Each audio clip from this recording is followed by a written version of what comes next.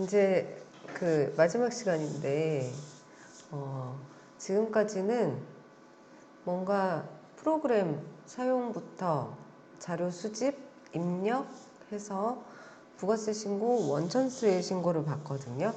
근데 결산은 이렇게 한 시간에 다 할 수 있는 건 아니고, 중급에서는 결산이 좀 많이 있어요. 그 결산을 할 때 조금 더 그 입력하는 방법이 디테일해지거든요. 그래서 중급에서는 그렇게 있고, 어쨌든 초급반에서는 결산의 흐름 정도만 볼 거예요. 그래서 결산의 흐름이라고 했을 때 이렇게 제가 이렇게 순서를 해봤는데, 결산 이해를 볼 거고, 그 다음에 전체 흐름, 그 다음에 결산자료 입력 여기서도 볼 건데 중급하고는 좀 다르게 볼 거예요. 그 다음에 재고조사를 넣었는데 여기 이제 결산자료 입력할 때 재고 리스트를 받아야 되는 부분이 있거든요. 그래서 그거 볼 거고, 그 다음에 손익계산서하고 재무상태표에 이제 계정 과목이 있는데 원래 거의 초반에 이 파트를 넣으려고 했었는데 그때 시간이 우선 안 됐고, 이번에 그 결산 흐름 보면서 손익계산서 재무상태표를 같이 봐줘야 되는 부분이 있거든요. 그래서 일반적인 뭐 계정 과목에 대한 정의 같은 거는 기업회계 기준 보시면 될 건데, 제가 실제 업무하면서 이러한 것들이 있을 때 이러한 계정 과목들을 써야 된다라는 거를 이제 넣은 거거든요. 그래서 이거는 실무적인 거라서 따로 보시면 되겠고, 마무리로 끝낼게요. 네. 우리 그 1회차 때 세무회계 뭐 큰 그림 해가지고 한번 전체적으로 본 게 있었거든요. 그때 봤을 때 부가가치세 신고하고 원천세 신고하고, 그 다음에 그 신고하기 위해서 어떠한 자료를 수집을 하고, 그 자료 수집하는 거를 2회차부터인가 뭐 3회차부터 11회차까지 했었거든요. 자료 수집하고 신고서 만들어내는 것까지. 근데 이제 마지막에 결산에 대한 흐름을 보려고 합니다. 결산의 흐름. 근데 결산에 대해서 좀 더 자세히 알고 싶다 그러면 중급에 있어요. 그래서 이거 오차네. 본격적인 정기 결산 파트에 이제 자세히 나와 있습니다.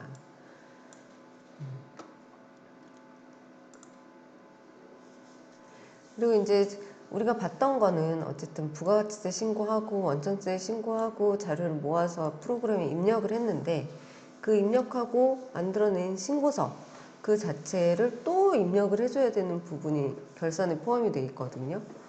그래서 그 신고서가 결산에 어떠한 영향을 주는지, 어떠한 결과를 내놓는지를 보려고 합니다.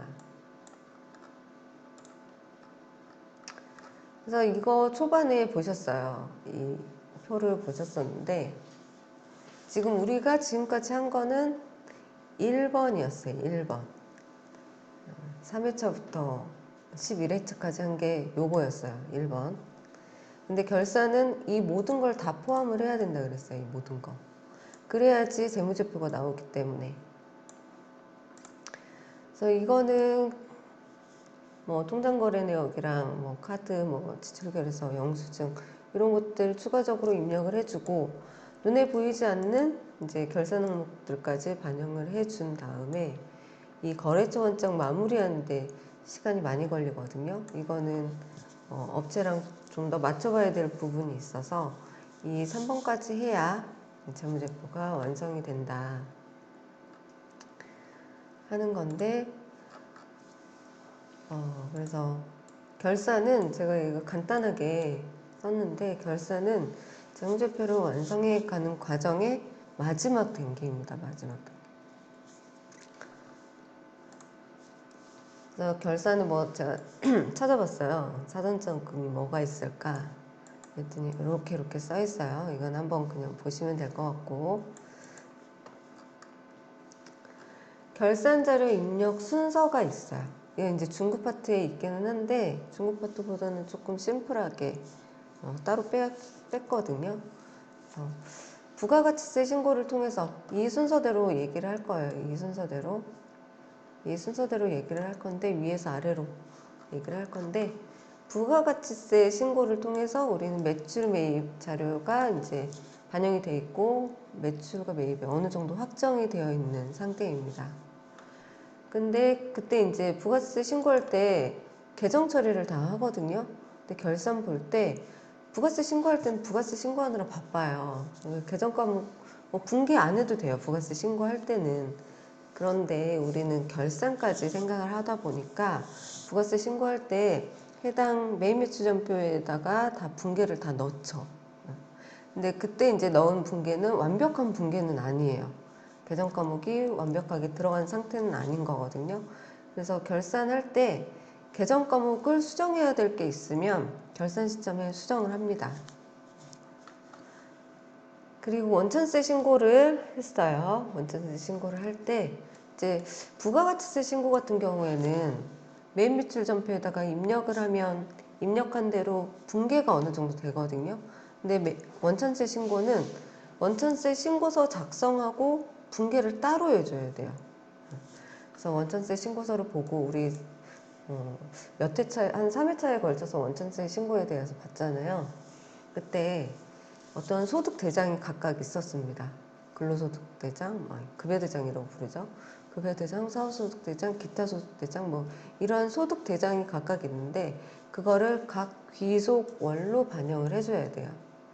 근데 원천세 신고 자체는 지급월 기준이기 때문에 지급월과 그 기속월이 같으면 같은 달에 하겠지만 기속과 지급월이 다르면 기속월 기준으로 할 거고, 기속과 지급은 보통 기속은 먼저 있을 수 있는데 지급은 기속보다 먼저 있을 수는 없죠. 지급 먼저 하고 기속은 나중에 있을 수 있을까요? 그런 적은 본 적이 없기 때문에. 그래서 귀속월로 반영을 합니다. 귀속이라는 것은 그때에 해당한다라는 거니까. 그래서 우리가 급여대장 보면은 뭐 예를 들어서 10월 급여대장이라고 하면 10월달 근로한 거에 대한 대가를 지급하는 거니까 10월 보통 10월 31일자에 분계를 칠 거거든요. 그래서 이런 것들 급여대장을 보고 이러한 분계를 10월이라고 하면 10월 30일 날 이렇게 분계를 칩니다. 근데 여기 보시면 여기가 이제 차변이 될 거고, 뭐 물론 금액이란 금액이 있을 거고, 뭐 거래처가 있을 건데 여기 이제 약식으로 보여주는 거니까 여기 이제 차변에 직원 급여가 있을 거고, 대변에 뭐 예수금, 공제사항들이 대변에 있을 거예요. 그래서 대변에 예수금이 있고 마지막에 미지급금 급여가 있을 건데 이 옆에는 이제 거래처 명인 거고요. 이 옆에 숫자로 이렇게 되어 있는 거는 이거는 이렇게 안 해도 되지만 저 같은 경우는 세무대리인 같은 경우 많은 업체를 하다 보니까 거래처가 많단 말이에요. 그러면은 어차피 급여가 있는 데들은 또는 회사라고 하면 국세와 지방세는 납부를 항상 할 거거든요. 그러면은 굳이 다른 거래처 코드를 쓸 필요 없이 하나의 거래처를 딱 지정을 해두고 나는 이러한 번호는 이 거래처 등록 코드 번호는 이 사대보험과 뭐 국세 지방세로 난 쓰겠다, 이렇게 룰 같은 거 기준을 세우는 거죠. 그래서 저는 300번대를 써요. 그래서 어떤 분들은 뭐 500번대를 쓸 수도 있고, 제가 1000번대도 써봤거든요. 근데 1000은 너무 길어. 그래서 300번이 가장 저는 손에 익숙해가지고 일반 회사 가서도 이렇게 했어요. 이거 뭐 일반 회사 가가지고도 뭐 달라지는 건 없으니까 회계 분계처리는 똑같으니까요. 그래서 이렇게 다 쓰고, 기존에 뭐 있어요. 기존에 그 거래처 코드가 있는데도 그거 이제 나중에는 안 쓰고 이걸로 다 바꿔버리고 그랬거든요. 그래서 이런 기준을 만드는 것도 괜찮아요. 300번대가 없어요. 그러면 500번대, 600번대 자기의 번호로 만드시면 되니까요. 그러면 왜냐면 왜 이걸 하냐면 얘네들은 항상 거래처 코드를 입력을 해줘야 되는데 회사마다 다 다르면 이거 코드 검색을 해줘야 돼요. 그래서 근데 이렇게 하나 지정을 해놓으면 어떠한 회사든지 다 그렇게 하면 되니까. 볼까요?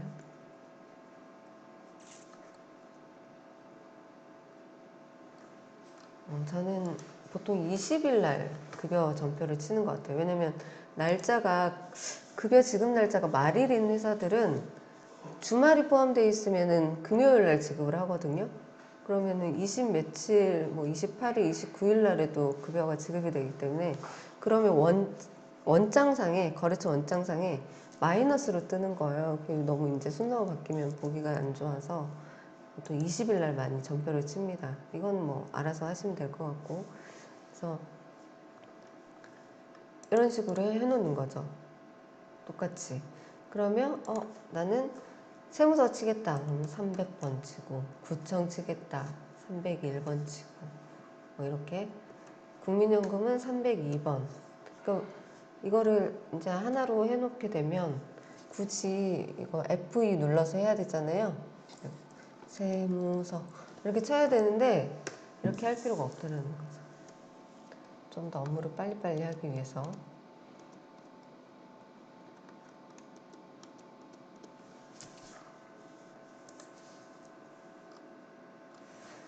그래서 원천세 신고서를 보고 어떤 소득들이 있는지 한번 쫙 훑어본 다음에 그 뒤에 있는 소득 대장을 보고 각 귀속 월별로 다 입력을 해줍니다. 그래야지 빠짐없이 입력이 돼 있겠죠.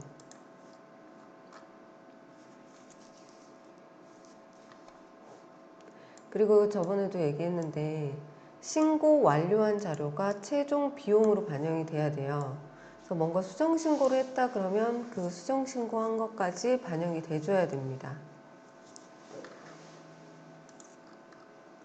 그리고 통장거래 내역을 엑셀 파일 업로드를 할 건데 부가가치세 신고를 하게 되면 매입매출전표 반영이 되면서 신규 거래처는 코드가 생성이 돼요. 신규 거래처 코드. 그리고 인건비는 뭐 매달 있다 그러면은 기존의 거래처 코드 입력되어 있는 게 있을 수도 있고 새로운 소득이 발생했다 그러면 새로운 소득에 대한 거래처 코드를 만들어야 될 건데 어쨌든 부가세 신고나 원천세 신고된 거가 장부상에 먼저 반영이 되어 있어야 이 통장 업로드를 했을 때 거래처를 연결을 해줄 수가 있어요. 거래처 코드가 없으면 F2를 눌러서 이렇게 하더라도 연결이 안 되거든요. 또는 업로드 할 때 어떠한 그 거래처 명으로 통장에서 지급된 금액이 있으면 얘가 알아서 매핑을 시켜줘요. 자동으로. 신규 거래처를 할지라도. 그래서 먼저 위에 1, 2번이 먼저 되어 있어야 되고 그 다음에 3번 통장을 업로드를 하는 게 이제 순서상 좀 더 낫다라는 겁니다. 뭐 틀렸다는 건 아니고. 제가 막 마음이 급해가지고 이 순서를 지키지 않고 통장 있으니까 통장 막 업로드 했어요. 근데 9월까지는 부가세 신고를 했잖아요. 그러니까 9월까지 신규 거래처는 다 반영이 됐는데 지금 11월이니까 10월, 11월 거 결산을 보겠다고 마음이 급해서 통장 먼저 업로드를 하다 보면 10월, 11월에 매입매출전표 반영이 안 돼서 신규 거래처가 있을 때 거래처 코드가 없죠. 그러면 자동 매핑 해주는 그 편리한 기능이 있는데 그게 이제 비어진 상태로 돼 있으면 내가 따로 연결을 해줘야 되는 부분이 있어서 위에 1, 2번을 먼저 해주는 게 좋다라고 합니다.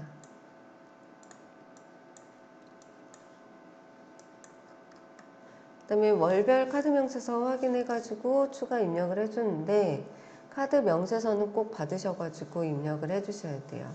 왜냐면 연회비, 해외사용분, 간혹 말일, 국세청 자료로는 이제 반영이 안 되기 때문에 세무대리인들은 국세청 자료를 가지고 스크래핑을 해오니까 거기에는 이러한 부분들이 다 빠져 있어요. 근데 어쨌든 해외 사용이든 연회비든 어쨌든 회사 입장에서는 그게 비용이거든요. 비용이 빠짐없이 되어야 되고 우선 1차적으로 그게 돼야 되고 그 다음에 이거는 미지급금하고 연결이 되기 때문에 카드가 이런 부분이 빠지면 카드 미지급금이 안 맞겠죠. 네. 그래서 카드 미지급금을 또 맞춰야 되기 때문에 이 월별 카드 명세서를 꼭 받아서 반영을 해주셔야 돼요. 그리고 현금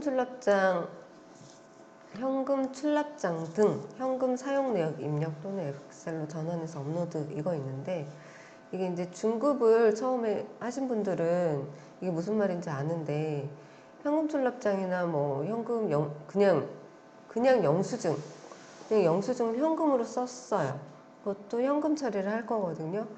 그러면은 만약에 현금 출납장을 회사에서 관리를 하고 있다, 그럼 저 같은 경우는 엑셀을 받아가지고 엑셀 자료를 받아서 업로드를 하게 되는데, 그게 없다 그러면 어쨌든 입력을 할 건데,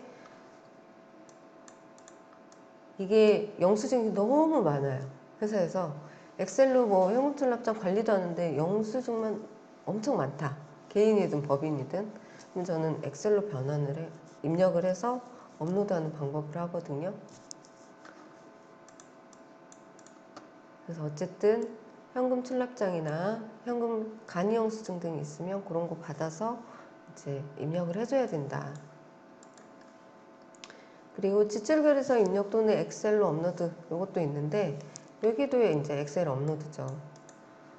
지출결의서도 회사에서 뭐 엑셀로 관리할 수도 있고, 또는 뭐 그냥 지출결의서 자체로 이제 어떤 직원이 자기가 개인 경비를 썼다 해서 지출 내역을 쓰고 그 뒤에 증빙 첨부해서 회사로부터 이제 개인 경비를 받아가는 것들이 있거든요. 그것도 엑셀 자료가 있으면 업로드 할 거고요. 저 같은 경우는 없다 그러면 이거 자체도 비용이기 때문에 요거 받아서 입력을 해줘야 되죠. 그 지출결의서라는 거를 정확히 몰랐을 때 회사에서 월 초에 직원 이름으로 자그마한 금액들이 뭐 몇만 원씩 돈이 나가는 게 있는 거예요.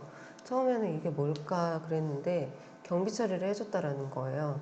근데 제가 처음에 세무사 사무실 다닐 때 그런 일반적인 회사에서 어떻게 업무가 돌아가는지를 정확히 모르니까 그냥 듣고만 그런가 보다 하고 말았거든요. 그래서 그냥 이거 돈 나간 거에 대한 자료를 주세요 하고 보니까 이제 회사에서는 그런 개인 경비를 직원들이 쓰면 회사에 청구를 하면 이제 지급을 해주는 그런 방식들이 있었다라는 거죠. 그래서 항상은 아니고 회사 규모에 따라서 다르겠지만 어쨌든 직원이 많거나 그러면 직원들한테 다 법인카드를 줄 수가 없어요.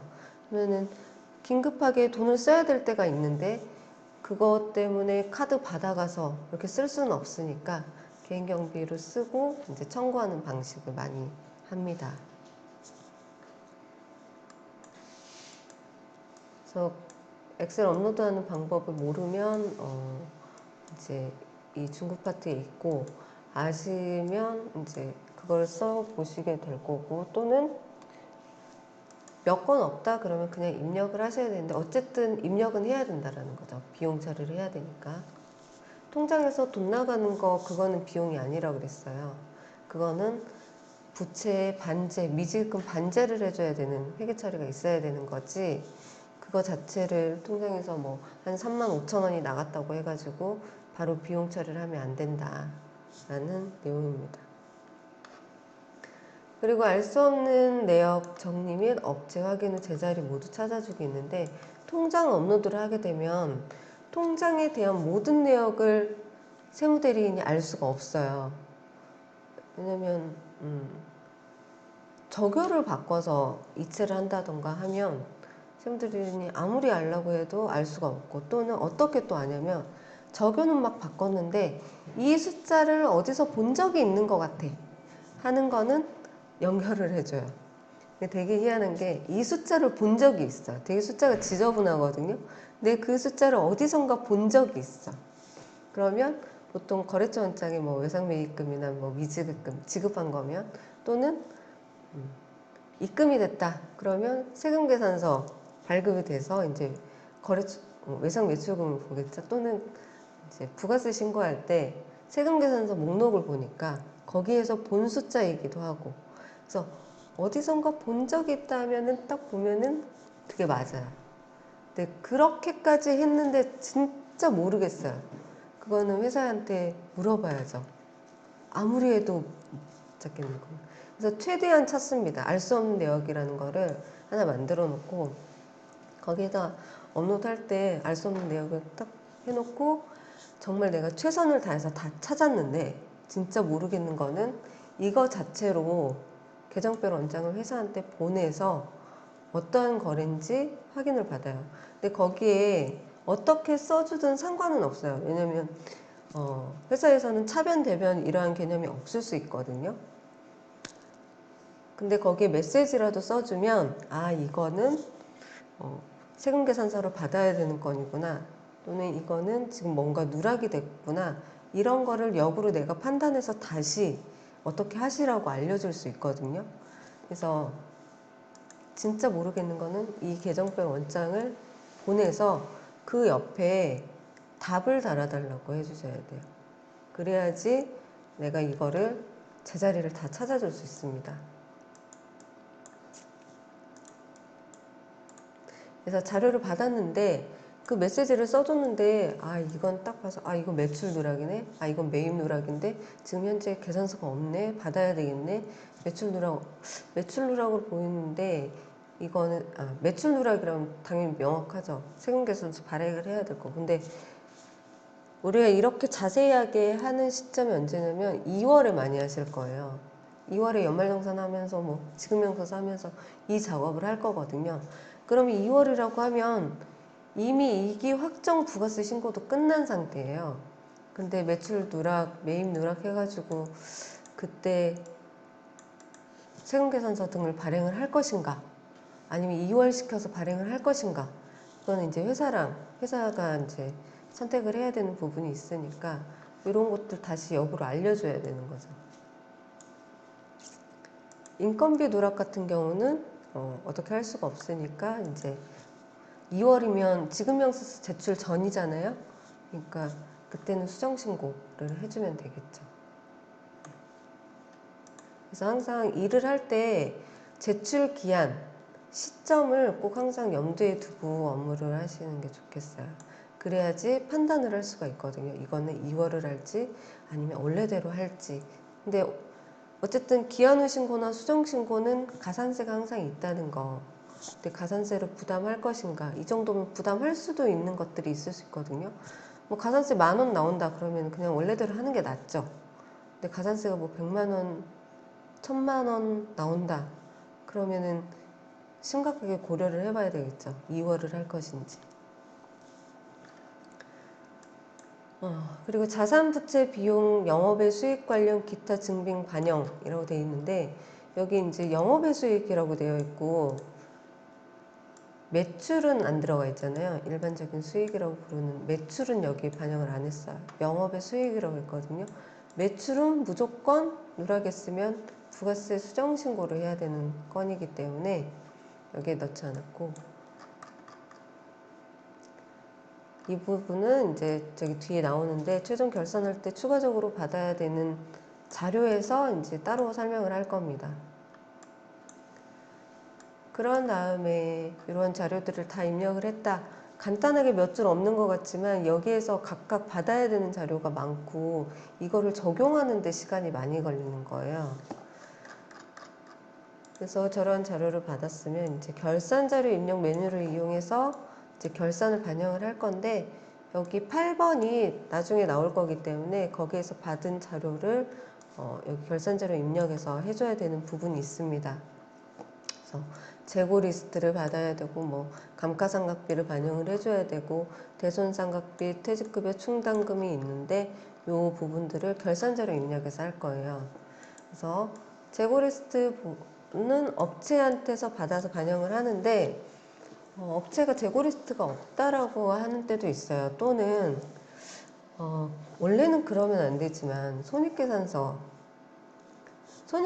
맞추기 위해서 재고로 조정하는 때들이 막 있어요. 실제 창고상의 재고는 뭐 1,000만 원인데 실제 재고는 뭐 1억을 남겨놓는다던가 또는 500을 남겨놓는다던가 실제 재고와 다른 재고를 넣는 경우도 있어요. 손익계산서를 맞추기 위해서. 그러니까 이익을 맞춘다라는 거죠. 그래서 그럴 때도 재고 리스트는 추후에라도 받아 놓으셔야 돼요. 재고를 장부상에 1억을 남겼다. 그러면 1억에 대한 재고 리스트가 있어줘야죠. 있어줘야 돼요. 회사한테 역으로 1억을 남겼으니 재고 리스트를 만드세요 라고 해야 되겠죠. 재고에는 상품, 원재료, 부재료, 제공품, 제품 등이 있는데 이거는 재고 자산으로서 재무상태표에 남게 됩니다. 재고 자산이기 때문에요. 그리고 감가상각비는 미상각분 감가상각 계산 메뉴를 이용을 해서 단기분 감가상각비를 반영을 합니다. 이렇게. 근데 지금 연결산을 하기 때문에 1월부터 12월 것까지를 결산을 할 거기 때문에 여기가 12월로 되어 있는지 꼭 확인을 하셔야 돼요. 중간연합 신고를 하면서 여기가 6으로 바뀌어 있는 데들이 있거든요. 여기가 6. 여기는 이제 3이겠죠? 중간연합 했었으면. 그래서 여기가 12개월로 지금 되어 있는지를 꼭 확인을 하셔야 돼요. 안 그러면 감가상각비가 절반밖에 안 들어가기 때문에 나중에 여기 있는 감가상각비, 단기 감가상각비 중에 건물은 8천만 원 이 금액, 차량 운반부는 2,500만 원, 비품은 540만 원, 시설장치는 1,000만 원 이 금액을 감가상각비로 넣을 거거든요. 근데 여기가 6개월로 되어 있으면 절반씩밖에 표시가 안 될 거기 때문에 반드시 여기가 1년으로 계산이 되어 있는지 확인해서 반영을 해줘야 됩니다. 대손상각비는 대손자료 확인 후 입력을 하는데 이것도 이제 밑에 나올 거예요. 퇴직급여 충당금도 퇴직급여 추계액 계산을 한 다음에 해당 자료를 회사한테 수치를 해도 되고요. 세무대리인이 퇴직급여 추계액을 계산한 후 이제 전표 추가한다 라고 되어 있는데요. 보면 결산자료 입력 메뉴가 이렇게 생겼어요. 이렇게.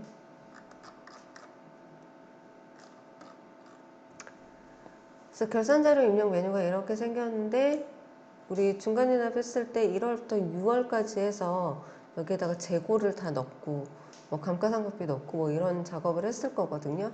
근데 지금 하는 이제 곧 할 그 결산은 1년치를 할 거기 때문에 1월부터 12월까지 할 거고 중간중간에 결산을 한 적이 있다 그러면 매달 결산한 데들은 1월, 1월, 2월, 2월 각 월별로 여기 결산 일자를 넣어줘야 돼요.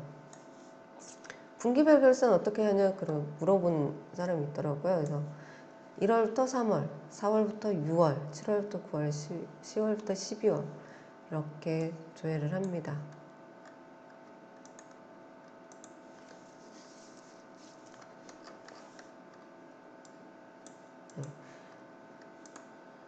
그리고 여기는 지금 손익계산서는 내가 뭔가 전표를 반영을 해야지 손익계산서에서 보여주거든요.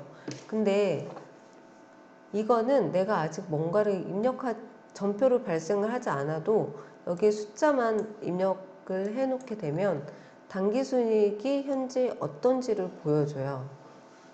현재. 그리고 소득평률 이런 거 보여주고 그런 다음에 이거를 확인을 하고 전표 추가를 하면 되는 거고 아까 제가 그 이익을 맞춘다라고 하잖아요. 이익을 맞춘다라고 했을 때 여기에다 숫자를 한번 입력을 해보는 거죠. 그러면 내가 원하는 숫자가 여기에 표시가 되는지 그걸 보고 이제 전표 추가를 하기도 합니다. 근데 가장 좋은 건 사실대로 하는 거라고 했어요. 사실대로. 재고 리스트로 꼭 현재 재고 리스트 12월 말 기준으로 해서 재고 리스트를 꼭 받으시라고 합니다.